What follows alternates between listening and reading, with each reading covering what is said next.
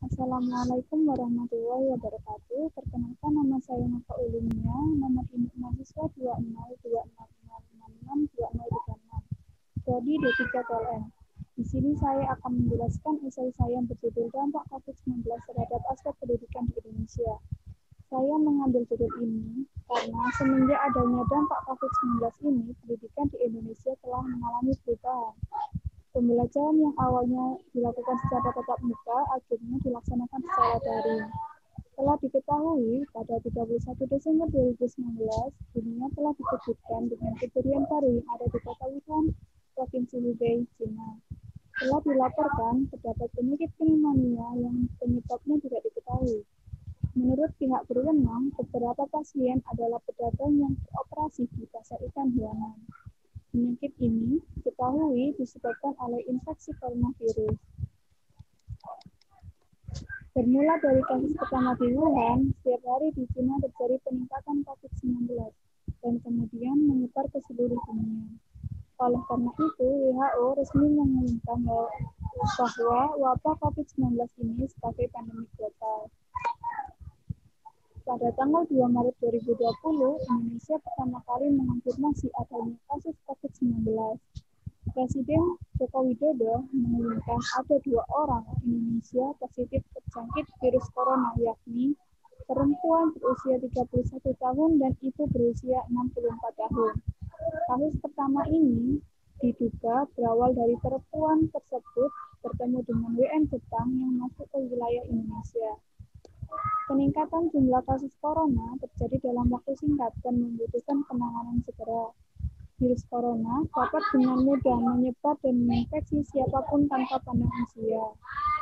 Karena alasan inilah, pemerintah di beberapa negara memutuskan untuk menerapkan lockdown atau isolasi total yang bertujuan untuk menekan proses penyebarannya. Pandemi COVID-19 ini membawa dampak sangat besar bagi aspek kehidupan di masyarakat, seperti di bidang sosial, ekonomi, pariwisata, dan tak luput juga bidang pendidikan. Di dalam bidang pendidikan, pembelajaran di sekolah kemudian dilaksanakan secara daring atau pembelajaran jarak jauh. Seiring dengan berkembangnya revolusi 4.0 atau digitalisasi sistem, maka solusi yang ditawarkan untuk tetap menjalankan proses pembelajaran di masa pandemi ini adalah dengan melaksanakan pembelajaran jarak jauh secara daring atau dalam jaringan dari kediaman masing-masing. Pembelajaran daring merupakan pembelajaran yang mengeliminasi jarak dan waktu dengan bantuan platform digital berbasis internet, sehingga mendukung proses pembelajaran dilakukan tanpa adanya interaksi secara fisik. Pengimplementasian pembelajaran secara daring pada masa pandemi COVID-19 ini mampu menunjang proses pembelajaran menjadi lebih efektif, terutama pada era global saat ini, di mana transfer informasi berlangsung sangat cepat. Pembelajaran daring memiliki beberapa dampak positif, di antaranya yaitu memberikan kemajuan bagi pendidikan di Indonesia, karena 75% siswa melaksanakan pembelajaran daring secara bersama selama pandemi COVID-19. Selain itu, siswa juga terdorong untuk memanfaatkan gadgetnya tidak hanya untuk bersosial media, tetapi untuk mencari berbagai referensi dari internet guna menyelesaikan tugas mereka. Pembelajaran secara daring ini memang menjadi solusi untuk tetap melaksanakan pembelajaran di tengah pandemi. Akan tetapi, pengimplementasian pembelajaran secara daring ini mengalami beberapa kendala yang dialami oleh guru, siswa, dan orang tua siswa.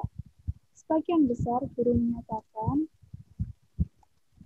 bahwa waktu mengajar menjadi berkurang dan dikhawatirkan dapat berdampak pada prestasi siswa. Selain itu, tak sedikit guru termasuk guru-guru senior yang masih kurang memahami cara pengimplementasian sistem pembelajaran daring. Ditambah pula dengan koneksi internet yang tidak stabil karena digunakan secara serentak.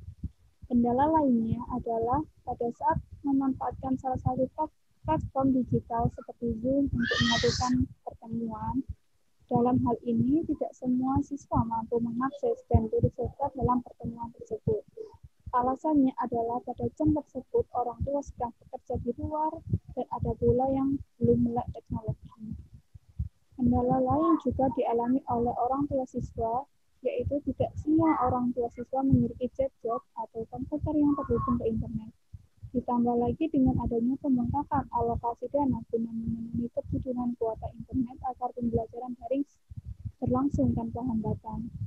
Hal ini tentu cukup menambah beban orang tua siswa, mengingat masa pandemi ini tidak sedikit orang tua siswa yang kehilangan pekerjaan mereka karena dirumahkan sementara ataupun yang di PHK.